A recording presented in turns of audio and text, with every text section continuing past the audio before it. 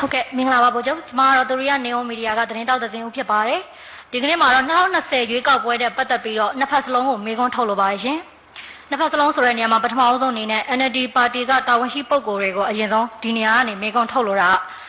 ပြီးခဲ့တဲ့ NLD အစိုးရလက်ထက်မှာကျင်းပသွားတဲ့2020ရွေးကောက်ပွဲအပြီးမှာဒီတက်မတော်ဘက်ကနေပြီးတော့မဲစင်းမှားယွင်းမှုတွေရှိတယ်မဲမတမာမှုတွေဖြစ်နေတယ်ဆိုတာကိုလည်းထုတ်ပြန်ချက်တွေထုတ်ပြန်ခဲ့ပါတယ်ပြီးတော့သတင်းစာရှင်းလင်းပွဲတွေပြုလုပ်ပြီးတော့လည်းတတိပေးခဲ့တဲ့အပြင်ဒီမဲမတမာမှုတွေနဲ့ပတ်သက်ပြီးတော့ဖြည့်ရှင်းပေးဖို့ရအတွက်ကိုသက်ဆိုင်ရာပုဂ္ဂိုလ်တွေကိုဖြည့်ရှင်းပေးဖို့လည်းအကြိမ်ကြိမ်တောင်းဆိုခဲ့ပါတယ်အကယ်၍ဒီမဲမတမာမှုတွေကိုမဖြည့်ရှင်းဘဲနဲ့အစိုးရဖွဲ့မယ်ဆိုလို့ရှိရင်နိုင်ငံတော်အာဏာအတင်းအဓမ္မရယူခဲ့မယ်ဆိုလို့ရှိရင်တက်မတော်အနေနဲ့မဖြစ်မနေမလွဲတာမရှောင်တာအာဏာထိန်းတာသို့မဟုတ်အာဏာသိမ်းတာတခုခုလောက်လာနိုင်တယ်ဆိုတာကိုသိပါလေရဲ့နဲ့ဒီမဲမတမာမှုတွေကိုဘာကြောင့်မဖြည့်ရှင်းခဲ့တာလဲနောက်တစ်ခုကတော့နတ်ဆက်ကအစိုးရကိုမေးခွန်းထုတ်လိုတာကဒီပြီးခဲ့တဲ့ရွေးကောက်ပွဲမှာ2020ရွေးကောက်ပွဲနဲ့ပတ်သက်ပြီးဒီမဲစင်းမတမာမှုတွေမဲမတမာမှုတွေအားလုံးမှာဒီမဲမအားရမှုတွေအားလုံးကိုဒီနေ့ချိန်ထိတာဝန်ရှိပုဂ္ဂိုလ်တွေကဖြည့်ရှင်းပေးခြင်းမရှိသေးပါဘူး။ဒါကိုလက်ရှိရွေးကောက်ပွဲကော်မရှင်အနေနဲ့စုံစမ်းစစ်ဆေးတဲ့အခါမှာလဲဒီမှားယွင်းမှုတွေဟာတာမန်သဘောရိုးမှားယွင်းတာမျိုးမဟုတ်ဘဲနဲ့စနစ်တကျအကွက်ကြကြကြိုတင်စီစဉ်ထားတဲ့မဲလိမ်မဲခိုးမဲညှက်မှုတွေဖြစ်တယ်ဆိုတာကိုလည်းစီစစ်ဖော်ထုတ်ပြီးဖြစ်ပါတယ်။ဒီလိုဟာကျမတို့မြန်မာနိုင်ငံရဲ့ဒီရွေးကောက်ပွဲတမိုင်းတစ်လျှောက်လုံးမှာအဆိုအဆုံးအညစ်ပတ်ဆုံးမဲခိုးမှုကြီးလို့လည်းပြောလို့ရပါတယ်။ဒါကိုနတ်ဆက်ကအစိုးရအနေနဲ့ဒီနေ့ချိန်ထိမူလအတိုင်းပဲမပြောင်းလဲပဲတဲ့မဲမတမာမှုလို့ပဲသုံးလုံးနေတာကိုတွေ့ရပါတယ်။မဲခိုးမဲလိမ်နေဆိုရင်မဲခိုးမဲလိမ်နေပေါ့။မဲခိုးတာကိုမဲခိုးတယ်လို့မပြောရလောက်အောင်နတ်ဆက်ကအစိုးရမှာဘာတွေများအခက်အခဲရှိနေလဲဆိုတာကိုသိလိုပါတယ်ရှင်။ပထမတော့ရွေးကောက်ပွဲမှာကျွန်တော်က2020နိုဝင်ဘာလရွေးကောက်ပွဲပြီးတာနဲ့ဒီမဲမတမာမှုတွေနဲ့ပတ်သက်ပြီးတော့ဖြစ်ပေါ်လာတဲ့အကြောင်းကတော့ကျွန်တော်စသိရှိတာပေါ့လေဒါလွတ်တော်ကိုယ်စားလှယ်တူရွေးကောက်ပွဲမှာဝင်ခဲ့တဲ့လွတ်တော်ကိုယ်စားလှယ်တူကိုယ်တိုင်ကသူ့မဲဆန္ဒနယ်မှာဖြစ်ခဲ့တဲ့ဟာတွေမဲဆန္ဒစည်ရင်းတွေပေါ့လေစည်ရင်းတွေကျွန်တော်တို့လာပြပါတယ်လာပြပြီးဒါတွေဖြစ်နေတယ်ဆိုတာကိုတမတော်ကိုအကြောင်းကြားပါတယ်ကျွန်တော်တို့အနေနဲ့ကဒါတွေကိုစစ်ဆေးနိုင်ဖို့အတွက်ကျွန်တော်တို့မဲစင်းတွေပေးပါဆိုပြီးတောင်းပါတယ်ကျွန်တော်ပြန်ပြောမယ်မဲစင်းတွေပေးပါဆိုတောင်းတဲ့အခါမှာညနေအတိုင်းမှာပဲကျွန်တော်တို့ပဲသတင်းစာရှင်းလင်းပွဲလုပ်ရတာပါပဲသတင်းစာရှင်းပွဲလုပ်မဲစင်းတွေပေးဖို့အတွက်ထုတ်ပြန်ချက်တွေထုတ်ပြန်တယ်တောင်းတယ်မပေးနိုင်ဘူးလို့ညင်းတယ်ကျွန်တော်တို့အနေနဲ့ဒါဥပဒေတွေမှာမပါဘူးလို့ညင်းတယ်ဥပဒေတွေမှာပါပြီးသားဖြစ်တယ်မဲဆန္ဒရှင်မြေသူကဆိုတောင်းလို့ရှိရင်ပေးရမယ်ဘလောက်နှုံးနဲ့ပေးရမယ်ကျွန်တော်မှတ်မိတာတော့ဒါငွေကြဘောပြောမလို့ငွေကြပေါ့10ကဏ္ဍမကျော်တဲ့10ကဏ္ဍမလောက်ပါပဲအဲ့လောက်နဲ့ပေးရမယ်ဆိုတာရှိပြီးသားဖြစ်တယ်အဲ့ဒါတွေကိုလည်းမပေးဘူးပေါ့မပေးတဲ့အတွက်ကြောင့်မလို့ဒါနောက်တစ်ခါကျွန်တော်တို့အနေနဲ့ဒီစည်ရင်းတွေရလာမှပြန်တိုက်တယ်စစ်တဲ့အခါမှာပြောတယ်အဲ့မှာကျွန်တော်တို့အားလုံးကတတိပြုရမှာပေါ့လေတတိပြုရမှာဘာရှိအောင်ဆိုအချက်နှစ်ချက်ပဲကျွန်တော်ကထောက်ပြခြင်းတယ်နံပါတ်1အချက်ကဖေဖော်ဝါရီလဇန်နဝါရီလကုန်ကနေဖေဖော်ဝါရီလနဲ့နီးလာတဲ့အခါမှာမီဒီယာတွေပေါ်မှာလည်းစာတစောင်တွေ့ပါလိမ့်မယ်။ရေးမှုနဲ့စာတစောင်ရှိမှာတမတော်ရဲ့လူလားချက်ဆိုတာတမတော်ကနေပြီးကြဒါအကြီးကဲတွေကိုယ်တိုင်ရေးနဲ့ရေးပြီးကြလက်မှတ်ထိုးပြီးပို့လိုက်တာဖြစ်ပါတယ်။ဒါတွေဒီအဲ့ခေတ်တုန်းကကျွန်တော်တို့ဒါနိုင်ငံတော်သမ္မတဆိုတဲ့လူစီရောကျန်တဲ့အကြီးကဲတွေစီရောရောက်ပါတယ်အဲ့စာအဲ့ထက်မှကျွန်တော်ပြောထားတာရှင်းရှင်းလေး3ချက်ပဲပြောထားတာ။နံပါတ်1အချက်က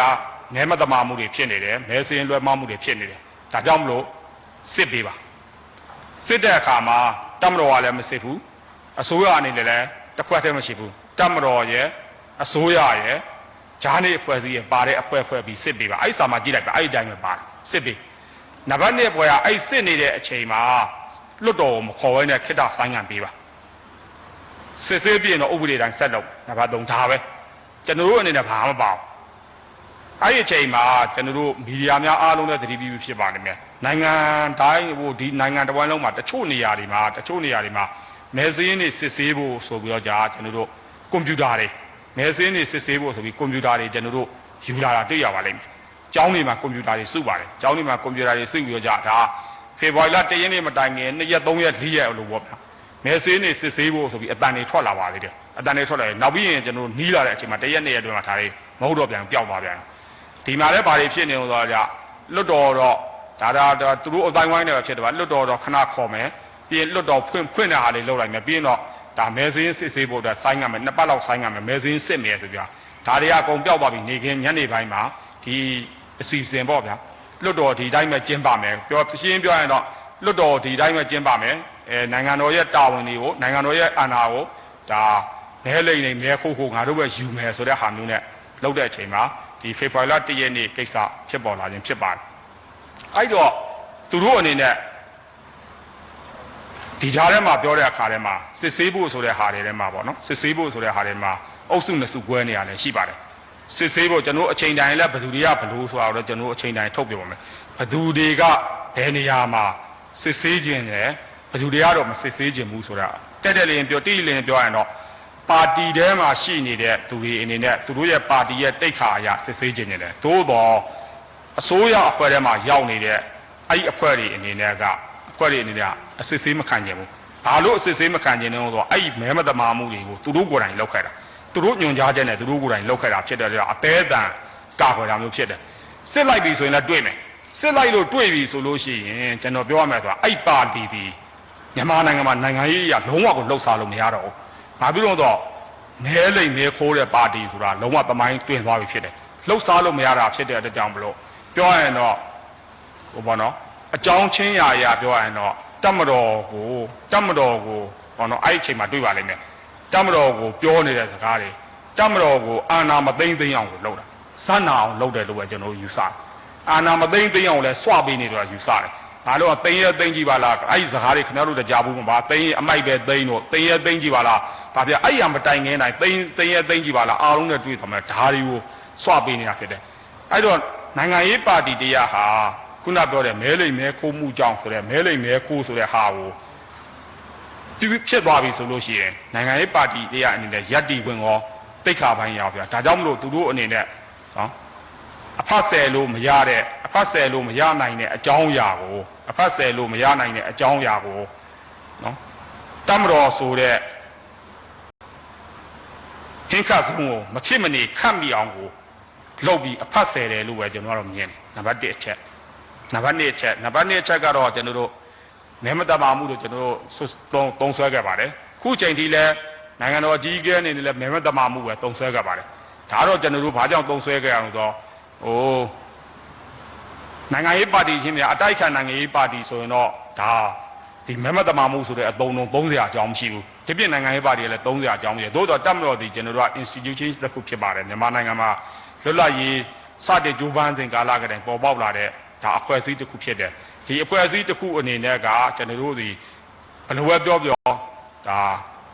ပြည်သူလူထုကနေပေါက်ဖွာလာတဲ့လူတစ်ယောက်ဖြစ်တယ်ပြည်သူလူထုနဲ့ပေါက်ဖွာလာတဲ့အဖွဲ့အစည်းတစ်ယောက်ဖြစ်တယ်ဒါကြောင့်မလို့ကျွန်တော်တို့အနေနဲ့ကတော့ဒီနိုင်ငံရေးကာချာရပါတော့ political ကာချာရနိုင်ငံရေးရည်ကျေးမှုရဒီနေ့အထိကျွန်တော်တို့ကမဲမတမာမှုလို့သုံးတာဖြစ်ပါတယ်သို့တော့မဲမတမာမှုဆိုတာလဲခုနပြောတဲ့ဘာအထိပ်ပဲလဲဆိုတာတော့အားလုံးသိပြီဖြစ်တယ်ယဉ်ကျေးမှုအရာကျွန်တော်တို့သုံးလုံးနေခြင်းပဲဖြစ်တယ်လို့ပဲပြောချင်ပါတယ်ကျေးဇူးတင်ပါတယ်ဟုတ်ကဲ့ပါနောက်တစ်ခုထပ်မံမေးခွင့်ပြုပါရှင်ကျမတို့ပြည်သူတွေလက်ရှိရင်ဆိုင်ကြုံတွေ့နေရတဲ့ဒီအကြမ်းဖက်မှုကိစ္စရပ်တွေခြုံငိမ့်ဖို့အတွက်ကိုအကြံပြုလိုပါတယ်ဒေါ်ဆန်းစုကြည်အနေနဲ့ပြီးခဲ့တဲ့တရက်ခွင်မှာ NUG CRPH ကိုမတီးဘူးလို့ထွက်ဆိုခဲ့ကြောင်းသတင်းတွေထွက်ပေါ်နေပါတယ်ရှင်။ဒါပေမဲ့ဒီတက်မတော်ကနေအာဏာထိန်းစကာလမှာပေါ့နော်ဒီ NLD ပါတီရဲ့နာယကဦးဝင်းထိန်ကိုယ်တိုင်ဒေါ်ဆန်းစုကြည်ရဲ့ပြည်သူတို့ပန်ကြားချက်ဆိုတဲ့စာဟာဒေါ်ဆန်းစုကြည်ရဲ့အာဘော်စစ်ဖြစ်ကြောင်းသူ့အတန်းနဲ့ရင်းပြောတာအာမခံပါတယ်ဆိုပြီးတော့မီဒီယာတွေကိုထုတ်ပြန်ခဲ့တာရှိပါတယ်။ဆိုတော့ဒီစာမှာပါတဲ့စာအရပေါ့နော်ဒီတက်မတော်အာဏာသိမ်းခြင်းကိုဒီပြည်သူလူထုတရက်လုံးအနေနဲ့လက်မခံပဲတခဲနဲ့စန့်ကျင်ကြပါဆိုပြီးတော့သူ့ရဲ့တိုက်တွန်းချက်အရ NLD ကနေပြီးတော့ဒီ CRPH NUG PDF ဆိုတဲ့အဖွဲ့အစည်းအသီးသီးစင်ကဲပေါက်ဖွားမွေးဖွားလာတာရှိပါတယ်။ဒါပေမဲ့အခုတရက်ခွင်မှာဒေါ်ဆန်းစုကြည်အနေနဲ့ NUG CRPH ကိုမတိဘူးဆိုတဲ့စကားလုံးလေးတစ်လုံးနဲ့ကျမတို့နိုင်ငံမှာလက်ရှိရင်ဆိုင်နေရတဲ့နိုင်ငံရေးအကျပ်တဲတွေအခက်အခဲတွေဒီအကြမ်းဖက်ကိစ္စရပ်တွေကအတွက်တော့လုံလောက်မှုမရှိတာကိုတွေ့ရပါတယ်။ဒါကြောင့်မလို့ဒီဒေါ်ဆန်းစုကြည်ရဲ့သဘောထားမှတ်ချက်ပေါ့ဒီ NUG CRPH နဲ့ PDF တွေရဲ့အပေါ်မှာသူမအနေနဲ့ထောက်ခံရင်လည်းထောက်ခံကြောင်းကန့်ကွက်ရင်လည်းကန့်ကွက်ကြောင်းအတိမတ်ပြုရင်လည်းအတိမတ်ပြုကြောင်းစတဲ့သူမရဲ့သဘောထားမှတ်ချက်ရုပ်တံကိုကျမတို့မြန်မာနိုင်ငံတွေမှာကဘာပါသိအောင်လို့ဒါရုပ်တံမှတ်တမ်းအနေနဲ့ချပြဖို့အစီအစဉ်ရှိမရှိဆိုတာလေးကိုသိလိုပါတယ်ရှင်။ဒါတွေကတော့ကျွန်တော်တို့ဒါကြိုတင်ပြောနိုင်တဲ့အကြောင်းအရာတွေတော့မဟုတ်ပါဘူး။ကြိုတင်ပြောနိုင်တဲ့အကြောင်းအရာတွေမဟုတ်ပါဘူး။သို့တော့ကျွန်တော်တို့ဒီနိုင်ငံရေးမှာတော့ကျွန်တော်ပြောလို့မဖြစ်နိုင်ဘူးဆိုတာမရှိတယ်လို့ပဲဖြစ်လာခြင်းတိုင်းရင်တော့ကျွန်တော်တို့ဖြစ်လာပါလိမ့်မယ်လို့ပဲပြောချင်ပါတယ်ဟုတ်ကဲ့ကျေးဇူးတင်ပါတယ်ရှင်